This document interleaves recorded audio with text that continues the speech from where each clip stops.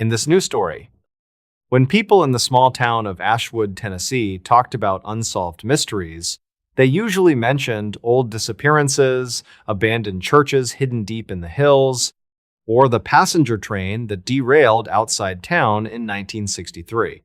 Rarely did anyone mention the Parker family. Their story never involved violence, strange lights, or mysterious footprints in the woods. It began with something far more ordinary, a telephone call. Yet according to every official record, that call should never have happened. The person on the other end had been dead for 14 years. William Parker spent most of his adult life repairing farm equipment throughout eastern Tennessee. Quiet and methodical, he believed every machine, no matter how complicated, eventually revealed the reason it had stopped working. His wife, Eleanor, often joked that William trusted broken engines more than people because engines never lied. Together, they raised two daughters inside a modest brick house overlooking Highway 81, where they remained for nearly 40 years after the children moved away. Retirement suited them well. Their days followed a comfortable routine filled with gardening, church services, antique stores, and weekly dinners with neighbors who had known them for decades. Nothing about the Parkers suggested they would someday become part of one of the county's most puzzling stories. Their oldest daughter, Rebecca, had disappeared during the summer of 2006. 28 years old at the time, she left Knoxville early one Saturday morning, intending to visit her parents before attending a friend's birthday gathering later that evening. She never arrived at either destination. Her blue Honda Accord was discovered 3 days later in the parking lot of a small state recreation area nearly 60 miles from her planned route. The keys remained inside the ignition. Her purse rested neatly on the passenger seat. Cell phone records ended at 10:42 that morning after a brief conversation with her younger sister. Extensive searches involving volunteers, tracking dogs, helicopters, and state investigators failed to uncover any trace of Rebecca herself. Months gradually became years until the investigation quietly settled into the growing collection of unresolved missing person cases that haunt nearly every rural county in America. The Parkers refused to move. William often explained that if Rebecca somehow returned after all those years, she would know exactly where to find them. Friends admired the couple's determination while privately accepting the painful likelihood that Rebecca had probably died somewhere investigators had simply failed to discover. Birthdays passed. Holidays came and went. Missing person posters faded beneath sunlight before eventually disappearing altogether. Detectives retired. New investigators inherited boxes filled with aging reports offering no fresh leads. 14 years slowly erased public attention without lessening the family's grief. By the autumn of 2020, William and Eleanor had settled into the quiet acceptance familiar to many families living beside unanswered questions. Hope no longer resembled expectation. Instead, it existed as something gentler, a willingness to believe that certainty, whatever form it eventually took, might someday arrive. They continued preserving Rebecca's childhood bedroom almost exactly as she had left it. Family photographs remained undisturbed upon hallway shelves. Every Christmas, Eleanor still hung Rebecca's handmade stocking above the fireplace, despite knowing no gifts would ever fill it again. Such rituals no longer seemed unusual to those who knew them. They had simply become part of the Parker household. Everything changed on the evening of October 17th. At exactly 8:14 p.m., the telephone mounted beside the kitchen wall rang once before falling silent. William barely looked up from his newspaper. Telemarketing calls had become increasingly common, and many robocall systems disconnected after a single ring. 30 seconds later, the phone rang again. Eleanor answered while William continued reading. She spoke only one word, "Hello." Then she stopped speaking altogether. William glanced toward his wife, expecting frustration with another unwanted caller. Instead, he noticed something he had not seen in 14 years. Tears filled Eleanor's eyes before she slowly lowered herself into the nearest chair without taking the receiver away from her ear. Nearly 2 full minutes passed before she finally whispered another sentence. "It's you." William immediately stood and crossed the room. Eleanor silently handed him the receiver without looking away from the wall. He placed it against his ear. For several seconds, he heard nothing except the faint hiss familiar to long-distance telephone lines. Then a woman's calm voice quietly spoke. "Dad?" William later insisted that no parent could mistake the voice of a child, no matter how much time had passed. Age changes, appearances, memories fade, voices remain astonishingly familiar. The single word carried the exact tone, rhythm, and gentle Appalachian accent Rebecca had possessed throughout her life. The conversation lasted just under 3 minutes, according to telephone company records. William repeatedly asked where she was. The caller never answered directly. Instead, she apologized for making everyone wait so long. She asked about Eleanor's arthritis, despite no one outside the family knowing the condition had worsened during recent months. She mentioned the maple tree William planted the year she graduated from high school, accurately describing a lightning scar that had appeared only the previous spring. Finally, she calmly asked both parents not to spend any more years searching because, according to her own words, she had already found the place she was supposed to be. Before William could ask another question, the line went completely silent. County investigators initially approached the incident as a sophisticated prank. Telephone fraud had grown increasingly convincing, and voice imitation technology already existed in limited forms. Detectives subpoenaed call records, expecting to trace the origin within hours. Instead, they encountered something none of them had anticipated. The incoming call appeared to originate from a disconnected landline registered to the Parker family themselves, not their current telephone, their previous number. The number disconnected in 2006 after technicians replaced damaged service lines following a severe thunderstorm.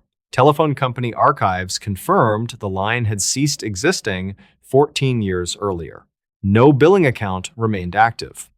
No switching equipment still recognized the circuit. According to every available record, the source of the call no longer existed. Engineers from the regional telecommunications provider spent weeks reviewing equipment logs, searching for routing errors capable of explaining the anomaly. Cross circuits occasionally produced strange connections, particularly within older analog infrastructure.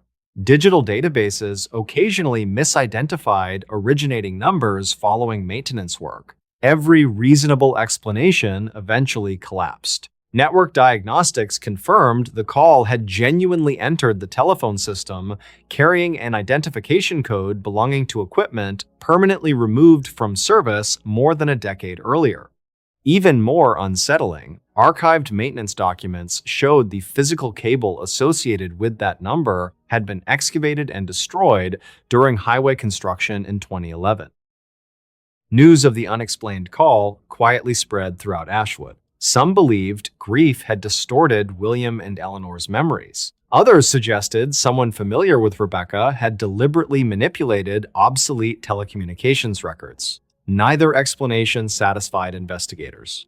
Voice stress analysts examining William's recorded statement noted no signs of deliberate deception. Friends who had known Rebecca since childhood independently listened to a brief audio recording automatically captured by the Parker family's answering machine. The quality remained poor. Only 11 words were clearly understandable. Yet every listener reached exactly the same uncomfortable conclusion. They believed they were hearing Rebecca Parker. Detective Mason Brooks reopened the missing person investigation for the first time in nearly 8 years. Modern forensic techniques offered opportunities unavailable during the original search. Old evidence boxes returned from storage. DNA samples underwent renewed testing. Search areas were expanded using updated satellite imagery and ground-penetrating radar. Hundreds of interviews were conducted once again. Nothing connected to the telephone call. Nothing explained Rebecca's disappearance. Nothing explained why someone, apparently possessing intimate knowledge of the Parker family's private life, had contacted them after 14 years of complete silence. Several months later, another discovery complicated the mystery further. While reviewing Rebecca's original case file, Brooks noticed an overlooked witness statement collected only 4 days after her disappearance. An elderly gas station owner recalled serving Rebecca shortly before noon on the day she vanished. The statement attracted little attention because investigators believed the timeline impossible. According to fuel receipts recovered from Rebecca's abandoned vehicle, she should already have been nearly 50 miles away. Yet the witness remembered one unusual detail with remarkable certainty. Rebecca had asked whether the payphone outside the station still worked. When the owner replied that the telephone had been disconnected years earlier, Rebecca smiled politely before saying she only needed it to call home. The abandoned payphone remained standing outside the station until 2010, despite no longer being connected to any telephone lines. Investigators dismissed the comment as meaningless. Detective Brooks no longer felt so certain. William Parker died peacefully in 2023 without ever learning what happened to his daughter. Eleanor followed less than a year later. Their home was eventually sold after nearly half a century of family ownership. Contractors renovating the kitchen removed the old wall-mounted telephone before donating it to a local museum exhibit documenting rural communication history. Before disconnecting the instrument, one electrician performed a routine voltage check despite knowing service had already been transferred to modern wiring. The meter briefly registered an incoming ring signal. No telephone anywhere inside the house rang. The instrument itself remained completely silent. Yet for less than 2 seconds, the line behaved exactly as though someone, somewhere, had tried calling that number again. The technician repeated the test 3 separate times. The signal never returned. Today, Rebecca Parker's disappearance officially remains unsolved. Telecommunications experts continue describing the 2020 phone call as a system anomaly without identifying any mechanism capable of producing it. Investigators never found evidence of fraud, equipment failure, or criminal manipulation. The recording, preserved inside the County Evidence Archive, still ends with the same calm farewell spoken by a woman who, according to every official record, had vanished 14 years earlier. Whether the call came from someone still alive, from an impossible flaw buried deep within forgotten telephone systems, or from something no investigation could ever explain, remains unanswered. But everyone involved agreed on one detail. Whatever reached the Parker household, that October evening had known far too much to be dismissed as an ordinary wrong number, and far too little has ever been discovered to explain why the phone rang 14 years too late. In this new story, Room 12 had stood at the end of the second-floor hallway inside the Ashcroft Hotel for nearly 90 years, looking no different from the other guest rooms that lined the aging brick building overlooking the Ohio River. The hotel itself had once welcomed traveling salesmen, railroad workers, newlyweds, and vacationing families passing through southeastern Ohio during the middle of the 20th century. As interstate highways gradually replaced older travel routes, business declined until only a handful of rooms remained occupied throughout most of the year. Locals considered the Ashcroft an ordinary historic hotel struggling to survive in a town that had slowly grown quieter with each passing decade. Nothing about Room 12 attracted attention. Its door carried the same polished brass number as every other room, the wallpaper matched the rest of the second floor, even longtime employees described it as completely ordinary.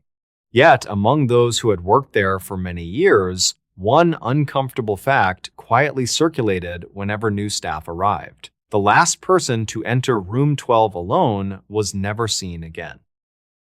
The story never appeared in newspapers because no crime had ever been proven. County records listed several missing persons connected to the hotel over a period of nearly 60 years, but investigators never discovered evidence linking their disappearances to a particular room.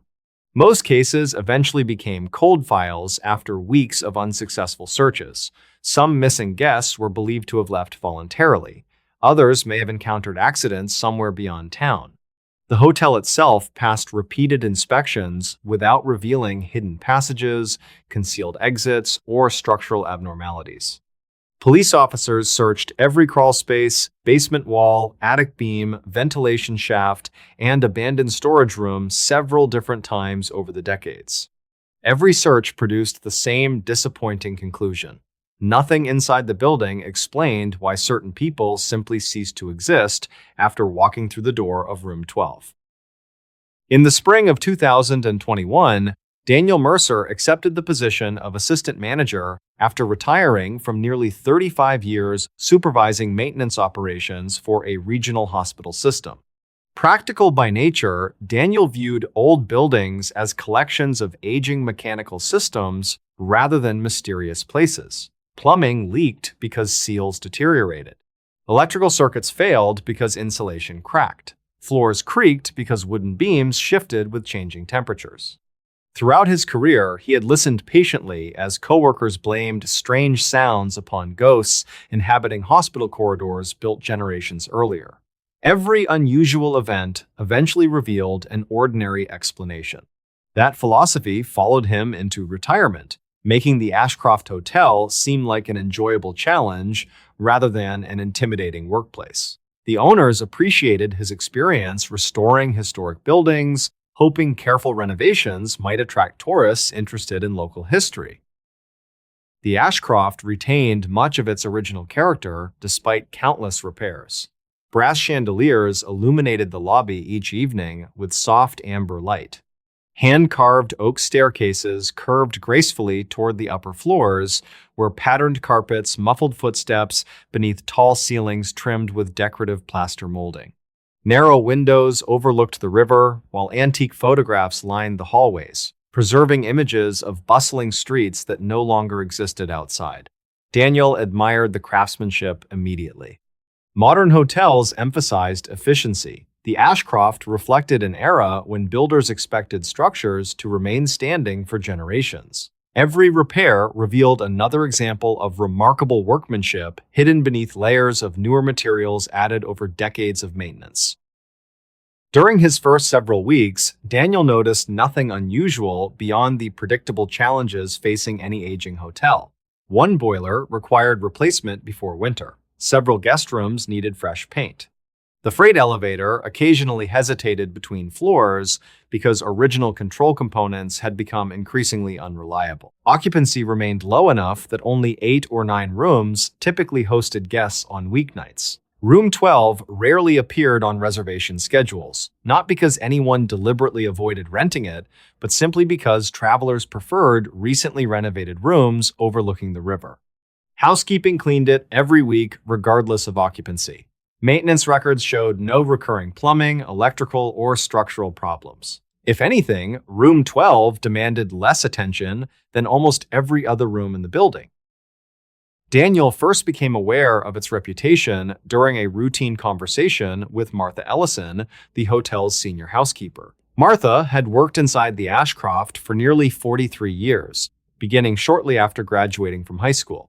She remembered owners, employees, and guests whose names had long since disappeared from payroll records. Without drama or superstition, she advised Daniel never to enter room 12 alone after sunset if unnecessary maintenance could wait until morning. She offered no ghost stories, no exaggerated warnings, and no elaborate theories. Instead, she simply stated that every employee eventually learned the same quiet habit. Whenever work required entering room 12 during the evening, someone always accompanied them. Daniel smiled politely, assuming decades of local folklore had transformed ordinary coincidences into workplace tradition. He thanked Martha for the advice without intending to follow it. Curiosity eventually led him toward the hotel's storage archive, occupying part of the basement once used as a laundry facility. Dust-covered filing cabinets contained maintenance logs extending back to the early 1950s, along with guest registers, insurance documents, renovation blueprints, and boxes filled with forgotten correspondence. Daniel hoped to understand the building's mechanical history before beginning major restoration work. Instead, he repeatedly encountered handwritten notes attached to otherwise routine maintenance requests involving room 12. Light fixture replacements consistently carried the same instruction: never schedule after dark. Plumbing repairs included identical wording despite no explanation accompanying the request. Carpet installation records from the late 1970s listed 2 employees assigned instead of 1, even though the task required only minimal labor. None of those documents mentioned danger. They simply reflected an unusual consistency maintained across generations of hotel management. The oldest surviving guest ledger dated back to 1964. Most entries contain nothing more interesting than names, addresses, room numbers, and departure dates. One reservation, however, had been crossed out in dark blue ink. Beside the guest's name, someone had written a brief notation stating that checkout had never occurred because the occupant was officially reported missing 3 days later. Similar notes appeared only 4 more times over the following 50 years. Each involved room 12, each described individuals last confirmed entering the room alone. None contained corresponding checkout records.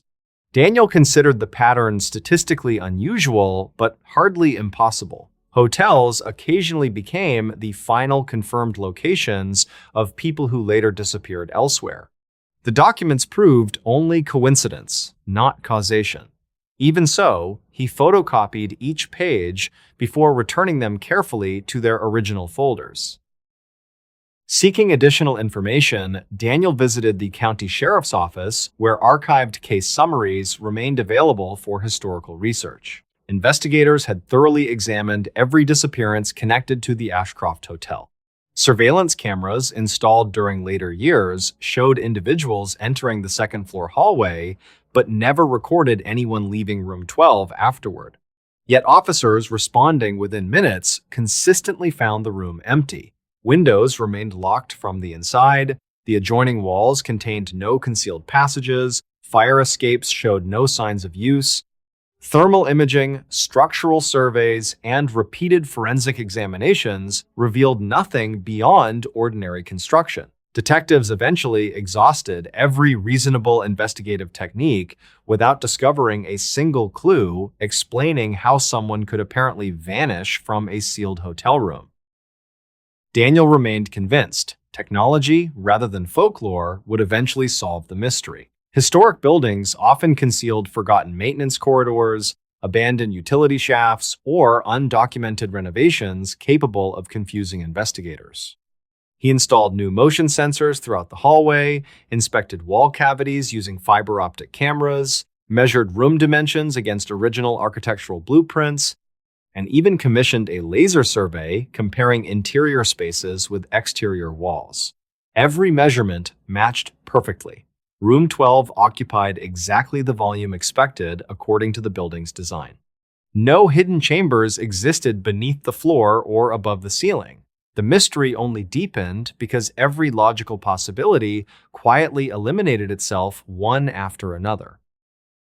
Late one October evening, a water stain appeared beneath the ceiling of room 12 after heavy rains swept across the river valley. Guests occupied neighboring rooms, making immediate inspection necessary before possible leaks spread further. Martha offered to accompany Daniel upstairs, but he declined, amused by what still seemed like an exaggerated workplace custom. Carrying only a flashlight, moisture meter, and maintenance notebook, he walked alone toward the end of the second-floor hallway. Security cameras later confirmed the time as 9:43 p.m. They recorded Daniel unlocking room 12, stepping inside, and gently closing the door behind him. That became the final confirmed image anyone ever captured of him. When Daniel failed to answer repeated radio calls 15 minutes later, hotel staff unlocked the room using the master key. They found the bed neatly made, bathroom dry, windows locked, and every light still burning exactly as Daniel had left them. His flashlight rested upright against the wall beneath the water stain. The moisture meter lay open on the carpet, displaying normal readings. His maintenance notebook remained on the writing desk with the date carefully written across the top of an otherwise blank page. Daniel Mercer himself had disappeared completely. Police searched the building continuously for 3 days. Divers examined the river. Search dogs tracked his scent only as far as the doorway of room 12 before losing it entirely. Structural engineers once again dismantled portions of surrounding walls without discovering hidden spaces or escape routes. Months later, the investigation quietly joined the same collection of unsolved cases that had accumulated for decades. The Ashcroft Hotel eventually reopened after extensive inspections confirmed the building posed no identifiable danger to guests. Renovations continued. Travelers returned. Most visitors never learned anything unusual had happened there. Employees still cleaned room 12 every week, replaced its linens, dusted its furniture, and checked its plumbing exactly like every other room. Nothing inside ever appeared disturbed. Yet one small policy changed permanently after Daniel Mercer's disappearance. Maintenance work involving room 12 could still be performed whenever necessary, but the hotel handbook now required that no employee ever enter the room alone.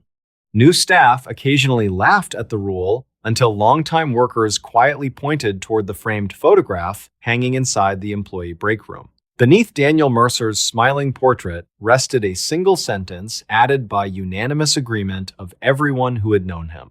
It read that practical men sometimes disappear for reasons no practical explanation can ever reach.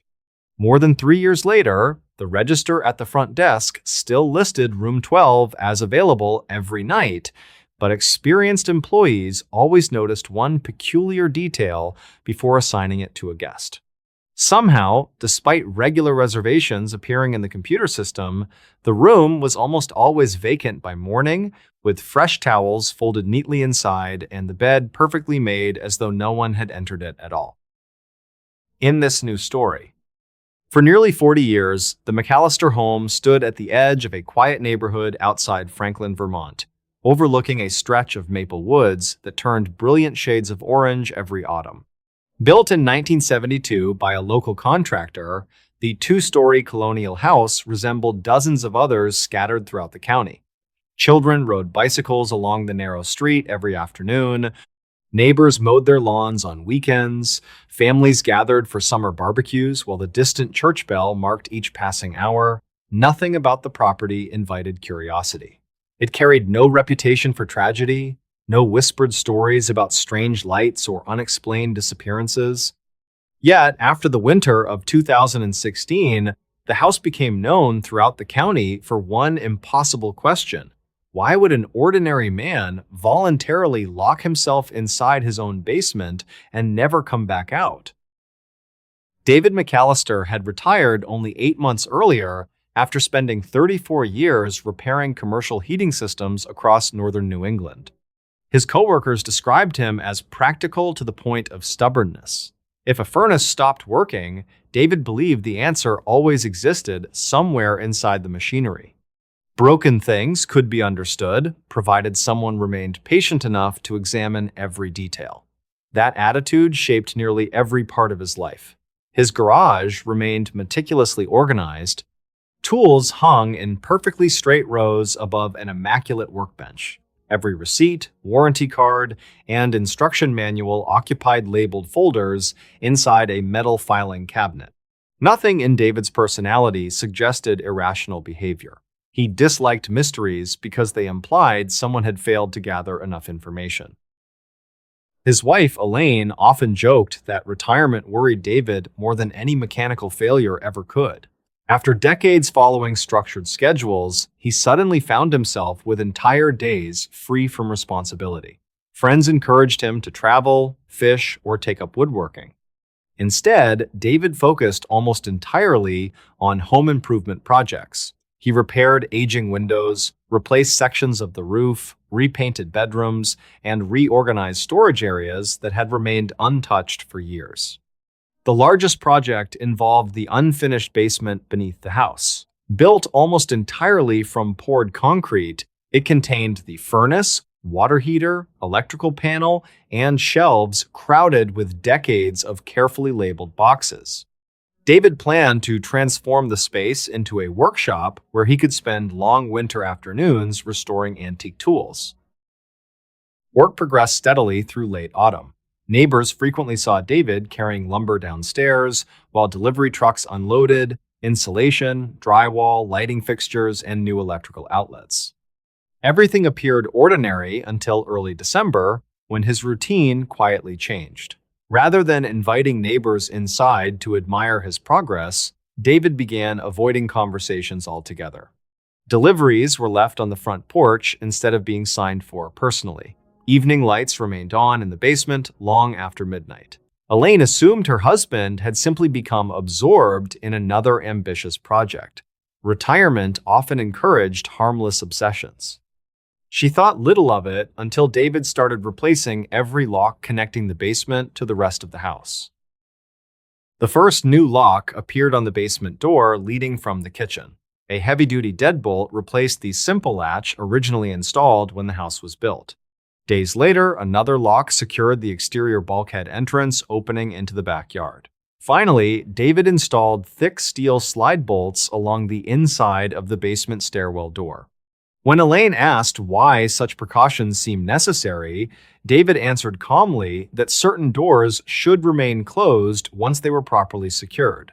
The explanation sounded strangely unlike him. Normally, he discussed every project in exhausting detail. This time, he refused further conversation, insisting only that the changes were temporary until he finished organizing the workshop.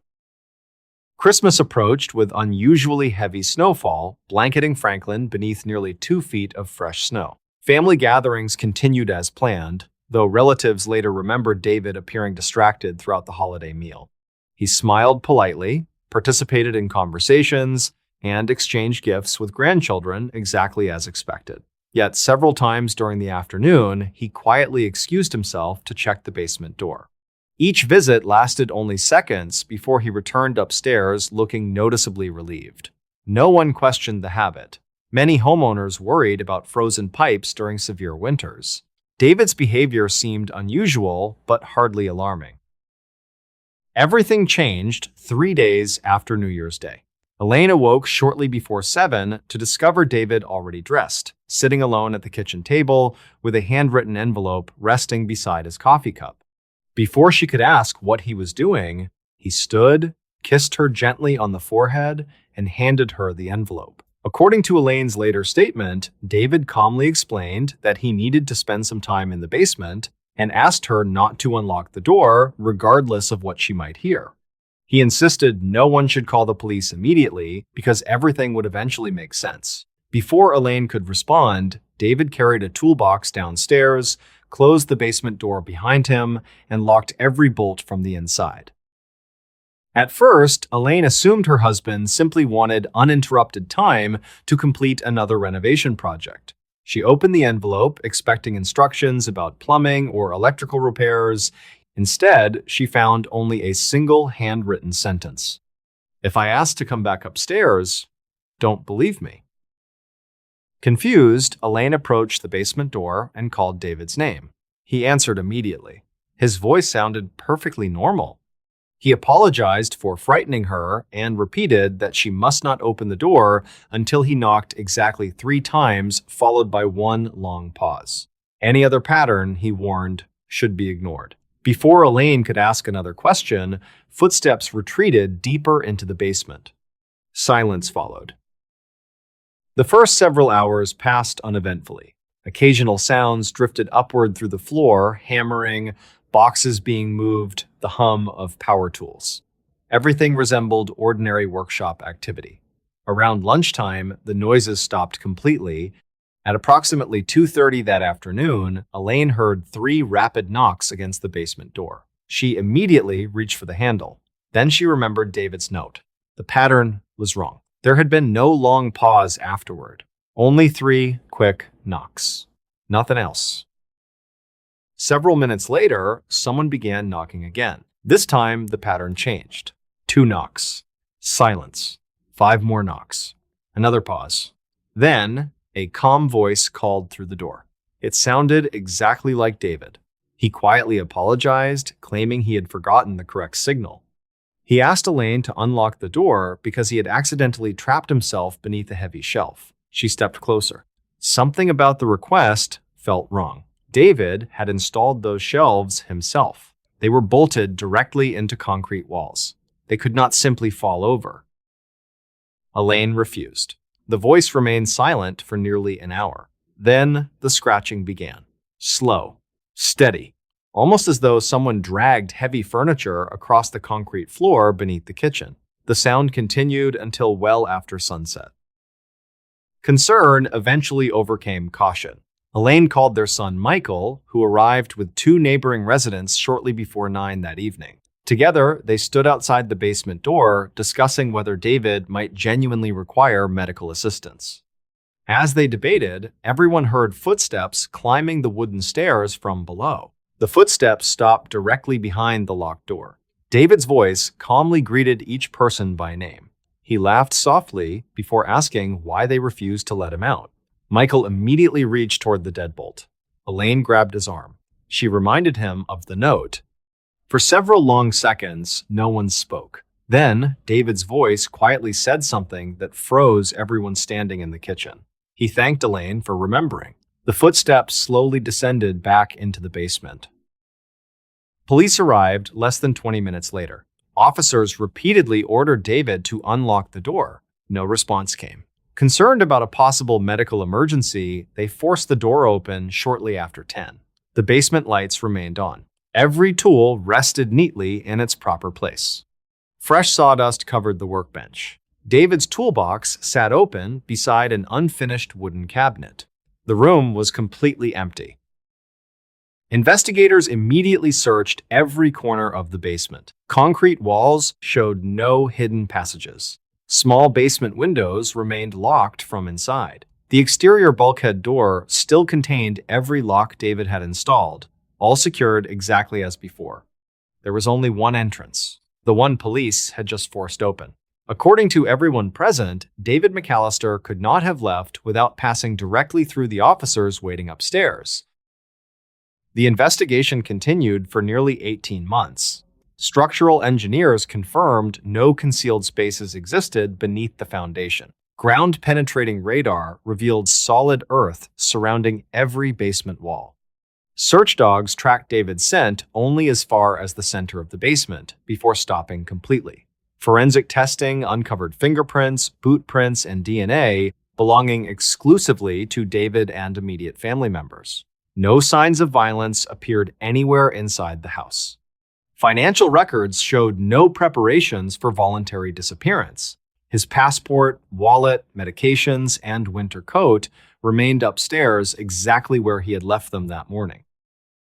Months later, while reviewing recordings from a home security camera facing the backyard, investigators noticed something peculiar. Throughout the entire day, no one entered or exited the property. Yet, at exactly 2:31 p.m., the precise moment Elaine first heard, the 3 knocks the basement lights briefly flickered despite no interruption in electrical service affecting the neighborhood. Electrical engineers dismissed the event as insignificant. Elaine never agreed. She remained convinced the flicker occurred at the exact moment something inside the basement realized the door would remain locked. The McAllister house stood vacant for nearly 6 years before eventually being purchased by an investment company. Renovation crews removed the old workshop, replaced damaged flooring, and modernized every room. During demolition, workers discovered nothing unusual hidden beneath the concrete slab or behind basement walls. Yet every contractor involved independently reported the same odd habit developing while working below ground. Without discussing it beforehand, each man admitted feeling an inexplicable urge to lock the basement door before beginning work, followed by an equally powerful reluctance to unlock it again until someone else arrived upstairs.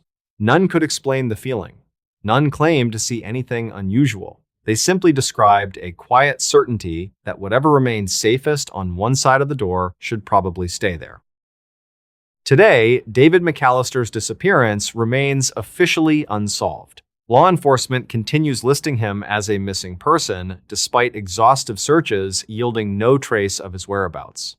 The handwritten note recovered from Elaine's kitchen table remains preserved inside the county evidence archive. Investigators have analyzed every word countless times, hoping some overlooked detail might explain why an intelligent, practical man deliberately imprisoned himself inside a room with no apparent escape. They never found one. The only certainty left behind was the one David himself seemed desperate to communicate before turning the key. He wasn't afraid of being locked inside the basement. He was afraid of whatever might eventually ask to be let back out.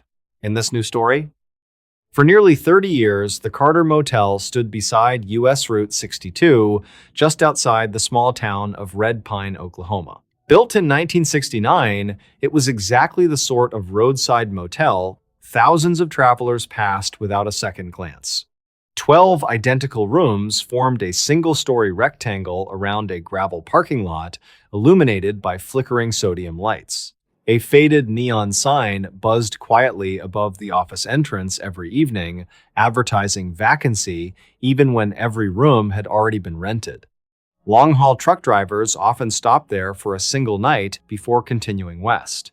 Families occasionally booked rooms during summer vacations when larger hotels nearer the interstate filled completely. Nothing about the Carter Motel appeared remarkable. It earned average reviews, charged modest rates, and remained clean enough for weary travelers seeking only a few hours of sleep. Yet by the early 2000s, local residents noticed something impossible to explain. Plenty of people stayed there once, nobody ever stayed there twice. At first, the pattern escaped notice because roadside motels naturally served passing travelers. Most guests came from hundreds of miles away and had little reason to return. But Red Pine itself depended heavily upon seasonal construction projects and pipeline maintenance crews whose employees frequently revisited the area several times each year. Workers who had once stayed at the Carter Motel consistently booked different accommodations during later trips, despite the motel remaining one of the cheapest options available. Company travel coordinators quietly stopped reserving rooms there altogether. Sales representatives driving regular routes through Oklahoma always chose competing motels 10 or 15 miles farther down the highway. Even tourists who remembered the Carter Motel years later seemed strangely determined never to return, though few offered any detailed explanation for their decision. Harold Carter, the motel's owner, found the situation deeply frustrating. Having inherited the property from his father in 1988, Harold invested steadily in renovations, hoping to improve business. Carpets were replaced, plumbing modernized, air conditioning units upgraded, mattresses exchanged for newer models. Every room received fresh paint and updated televisions. Yet despite consistently positive inspection reports, repeat customers remained virtually non-existent. Harold initially blamed growing competition from national hotel chains until a traveling salesman casually remarked that everyone he met seemed to share the same opinion. The Carter Motel wasn't bad, it simply wasn't somewhere anyone wanted to sleep more than once. Curious, Harold began examining old reservation books preserved since the motel first opened. Handwritten ledgers documented thousands of guests stretching back decades. As he compared names across different years, a remarkable pattern emerged. The overwhelming majority appeared exactly one time. Even individuals whose occupations required regular travel through Red Pine never booked another room after their initial visit. Harold searched for familiar surnames, company accounts, and returning families. Almost none existed. During nearly 30 years of operation, fewer than a dozen guests had ever checked in twice. None returned a third time. The discovery unsettled Harold enough that he began asking departing visitors whether anything had been wrong with their stay. Most seemed surprised by the question. They praised the clean rooms, friendly service, comfortable beds, and quiet surroundings. When Harold jokingly suggested he hoped to see them again, many smiled politely before offering nearly identical responses. They doubted they would ever come back. None explained why. Several later admitted they had every intention of returning until the moment they drove away from the motel. Somewhere along the highway, usually within an hour of leaving, they experienced an overwhelming certainty that staying there again would be a mistake. The feeling faded after several days, leaving behind only an inexplicable reluctance to revisit the property. Everything changed in 2011 when freelance journalist Emily Sanders arrived while researching forgotten roadside businesses along historic American highways. Unlike ordinary travelers, Emily planned to remain in Red Pine for nearly a week, interviewing longtime residents about the decline of family-owned motels following construction of nearby interstate routes. She booked room 7 overlooking the parking lot and spent each day photographing abandoned gas stations, diners, and faded neon signs scattered across western Oklahoma.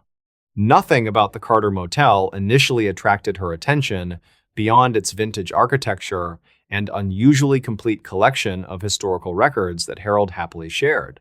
Then, on her 4th evening, she asked a question Harold had never seriously considered. Had anyone ever explained why they refused to return? Harold admitted no one had. Guests rarely complained. They simply never came back.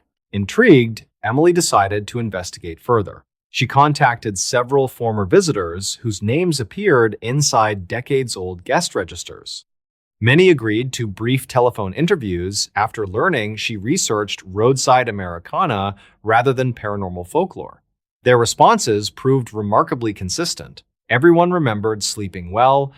Everyone described courteous service. Everyone recalled leaving satisfied with the motel itself. Yet nearly every interview ended with the same peculiar statement. They all remembered unusually vivid dreams during the night they stayed there. The dreams differed dramatically in detail, but shared one unmistakable characteristic. Each person dreamed of checking into the Carter Motel again sometime in the future. In every dream, they chose not to enter their assigned room. None could explain why. Emily initially dismissed the similarities as coincidence until she spent another night in room 7 herself. Shortly before dawn, she experienced a dream unlike anything she had encountered before. She dreamed she arrived at the Carter Motel many years older than she was in real life. Harold still stood behind the reception desk, looking exactly the same. Without speaking, he handed her a room key labeled 7. Instead of walking toward the room, Emily remained standing, motionless in the parking lot. She knew with complete certainty that opening the door would be the worst decision she could ever make. The dream ended before she discovered why. Emily awoke, deeply unsettled. She immediately wrote every detail inside her notebook before beginning interviews scheduled later that morning. Throughout the day, she noticed something disturbing. Several former guests had independently described almost the exact same dream years earlier. Different ages, different rooms, different decades. Always the same overwhelming decision. Never open the door the second time. Determined to uncover a historical explanation, Emily searched county archives for incidents involving the property itself. No murders, no unexplained disappearances, no fires, no bankruptcies. Nothing suggested tragedy. The land beneath the motel had previously belonged to a cattle ranch before construction began in 1968. Every official record appeared completely ordinary. Only one newspaper clipping stood apart. Published shortly before the motel's grand opening, it briefly mentioned construction delays after workers repeatedly complained of becoming disoriented while laying foundations for the eastern wing. The article offered no further explanation. Emily considered it irrelevant until she noticed every room associated with returning dream accounts occupied that same eastern side. Wanting stronger evidence, Emily convinced Harold to review decades of maintenance records. Among invoices and repair receipts, they discovered something unusual. Room numbers 6 through 12 required remarkably few repairs despite constant occupancy. Light bulbs lasted unusually long. Plumbing rarely failed. Mattresses wore out more slowly than expected. At first, Harold considered the pattern evidence of excellent construction. Emily disagreed. She believed people unconsciously spent less time using those rooms than records suggested. The idea sounded absurd. Then they reviewed checkout times. Guests occupying the eastern wing consistently departed earlier than anyone staying elsewhere. Many checked out before sunrise without requesting breakfast or coffee. Most drove away within minutes of waking. Emily published a carefully researched magazine article describing the Carter Motel as one of America's strangest roadside mysteries. She deliberately avoided supernatural conclusions. Instead, she focused on psychology, recurring dreams, and unexplained patterns within decades of guest records. The article attracted moderate national attention. Curious travelers soon began visiting Red Pine, hoping to experience the mysterious motel themselves. Business briefly improved. Harold welcomed dozens of first-time visitors, eager to spend a night inside rooms, famous for discouraging repeat guests. 1 year later, Emily contacted Harold while preparing a follow-up story. She wanted to interview several tourists who had intentionally visited because of her article. Harold quietly admitted he couldn't help. Not one of them had ever returned.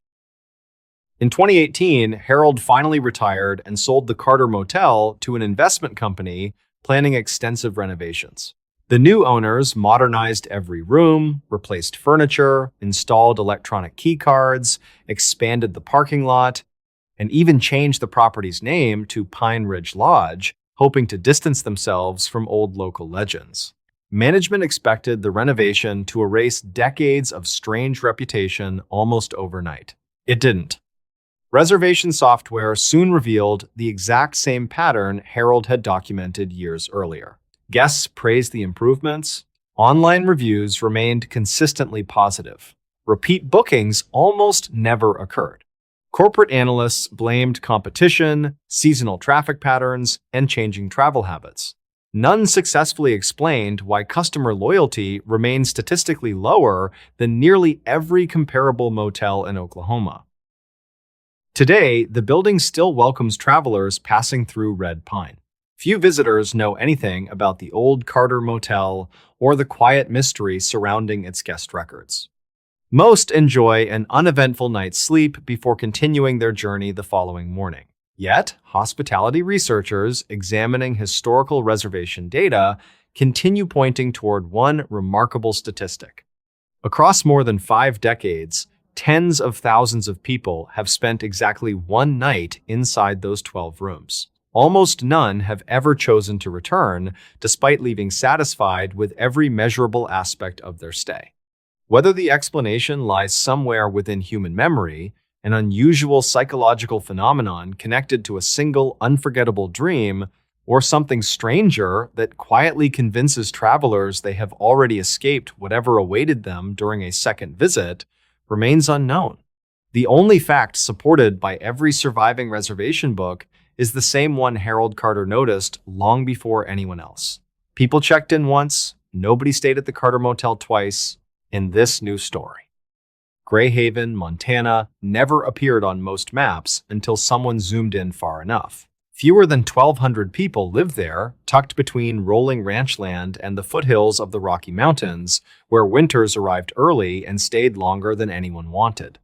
It was the kind of town where everyone recognized every pickup truck passing through Main Street, where the grocery store doubled as the post office, and where families attended the same church for generations. Outsiders described Gray Haven as peaceful. Longtime residents preferred the word quiet. There was a difference. Peace suggested nothing bad had ever happened.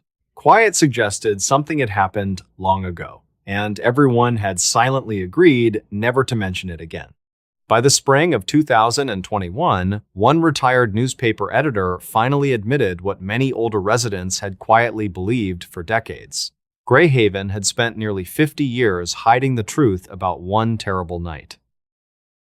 The story officially began on the evening of the 14th of September, 1973. According to county records, an unusually powerful thunderstorm crossed western Montana shortly after sunset, knocking out electricity across several communities and blocking roads with fallen trees. Emergency crews worked throughout the night restoring power, while deputies responded to scattered traffic accidents caused by poor visibility. Weather reports described heavy rain, frequent lightning, and wind gusts approaching 60 miles per hour. Newspapers covering the storm the following morning focused entirely on damaged barns, flooded roads, and widespread power outages. No deaths were reported, no major injuries appeared in print. Residents simply cleaned debris from their properties before returning to ordinary life. At least that was the version preserved inside every public archive.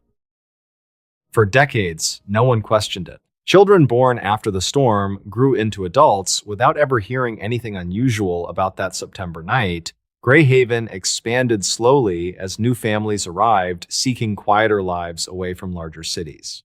Older residents rarely discussed local history beyond high school football championships and harsh winters. Whenever conversations drifted toward the early 1970s, someone inevitably changed the subject. Younger generations assumed memories had simply faded with age. Few recognized the remarkable consistency with which certain topics disappeared from community conversations altogether. Everything changed after Thomas Ellery retired. For 36 years, Thomas served as editor of the Times Greyhaven Chronicle, the town's small weekly newspaper. He knew nearly every family in the county and personally archived thousands of photographs, articles, and handwritten notes documenting local events stretching back generations. Shortly before donating the newspaper's historical collection to the county museum, Thomas began organizing dozens of forgotten storage boxes stacked beneath the building's basement stairs. Most contained predictable material, old subscription records, printing plates, election advertisements, and weather reports. One unmarked box held something different. Inside rested an entire edition of the Times Greyhaven Chronicle, Times dated the 15th of September, 1973. No one had ever seen it before. The discovery confused Thomas immediately. The museum already possessed the published edition from that date. It contained 8 pages devoted almost entirely to storm damage and community cleanup efforts. The newly discovered version shared the same date, volume number, and page layout. The headlines were completely different. Instead of discussing fallen trees and damaged roofs, the front page carried a bold headline stretching across all 8 columns. 7 missing after midnight emergency. Thomas stared at the paper for several minutes before convincing himself it had to be an abandoned draft prepared before final edits. Yet, the further he read, the harder that explanation became to accept. The articles included names, addresses, witness accounts, sheriff statements, photographs.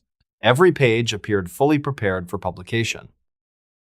According to the unpublished newspaper, shortly after midnight on September 14th, emergency sirens summoned nearly every law enforcement officer, firefighter, and volunteer in Greyhaven to the abandoned Wilson Feed Mill located outside town. Several residents had reported screams coming from inside the building immediately after lightning struck nearby power lines. Responders arrived expecting trapped workers. Instead, they reportedly found 7 vehicles parked outside. Every driver had disappeared. Engines remained running. Headlights illuminated the rain. Car doors stood wide open. No one occupied the property. Searches continued until sunrise. Tracking dogs repeatedly followed human scent trails leading into the mill before stopping abruptly in the center of the empty concrete floor. Deputies expanded the search into surrounding fields despite torrential rain. Nothing. No footprints leaving the building. No blood. No evidence of violence. No indication 7 adults had simply walked away during one of the worst storms the county had experienced in years. Thomas initially assumed he had uncovered an elaborate fictional exercise produced by inexperienced reporters. Then he recognized the bylines. Every article had been written by journalists he personally worked alongside during the early years of his career. Several photographs included people Thomas knew well. One image showed Sheriff Walter Jennings standing beside a patrol car with rainwater pouring from his hat. Thomas distinctly remembered seeing that photograph decades earlier, yet it appeared nowhere inside the official newspaper archive. Determined to understand what happened, Thomas visited retired Deputy Harold Benson, then 91 years old and one of the last surviving officers who had served during 1973. Harold examined the newspaper silently before placing it face down upon the kitchen table. He neither denied nor confirmed its contents.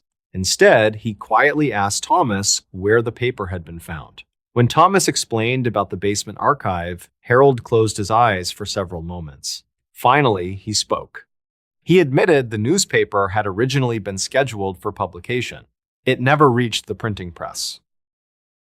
According to Harold, state officials arrived in Greyhaven before dawn following the search. No one understood why. The missing people included no politicians, celebrities, or wealthy business owners. They were ordinary residents.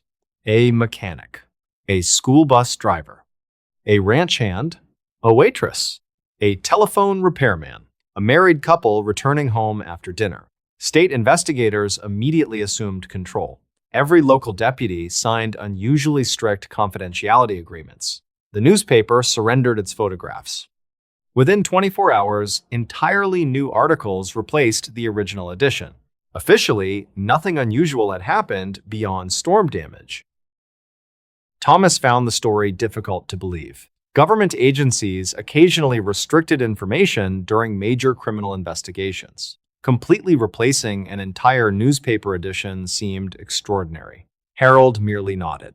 Then he quietly revealed something even stranger.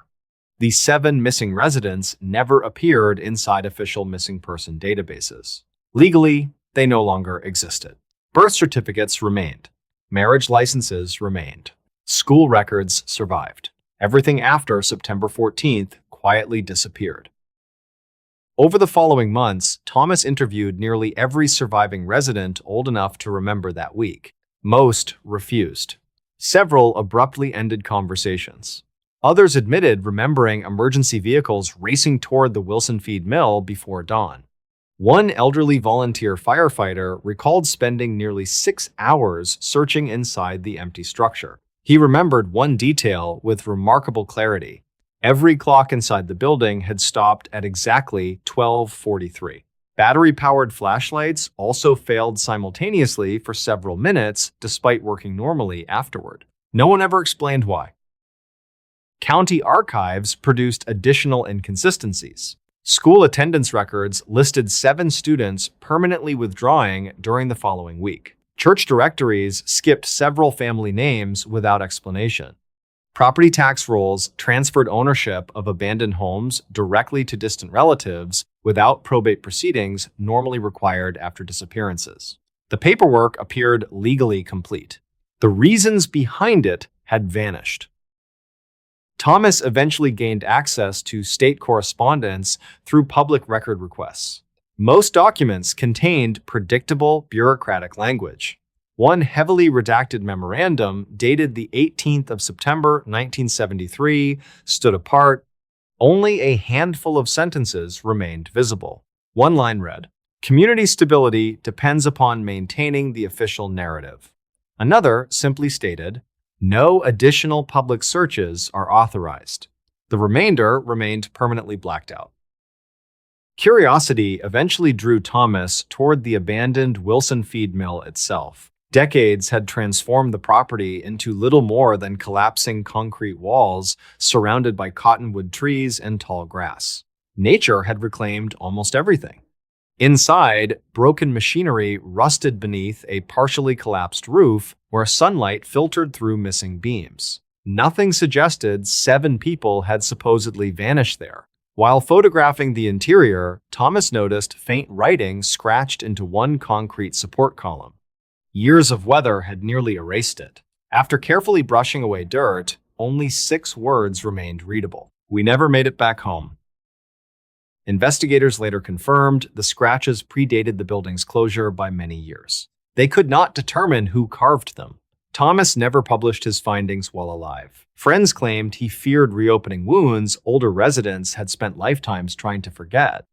Instead, he organized every interview, photograph, document, and copy of the unpublished newspaper into a single archive accompanied by one handwritten note. It contained only a single paragraph. He wrote that after months of research, he no longer believed Greyhaven had deliberately created a lie. He believed the town had accepted one because the truth offered no explanation anyone could live with. Thomas Ellery died peacefully in 2024. His historical collection eventually reached the county museum exactly as he intended. Researchers continue examining the documents today. State officials maintain no record that 7 people disappeared during the storm of the 14th of September 1973. No criminal investigation exists. No official cover-up has ever been acknowledged. The Wilson feed mill has since been demolished, leaving only an empty field where cattle now graze each summer. Visitors driving past notice nothing unusual. Neither would anyone studying public records alone. Yet, among Greyhaven's oldest residents, one habit quietly survives.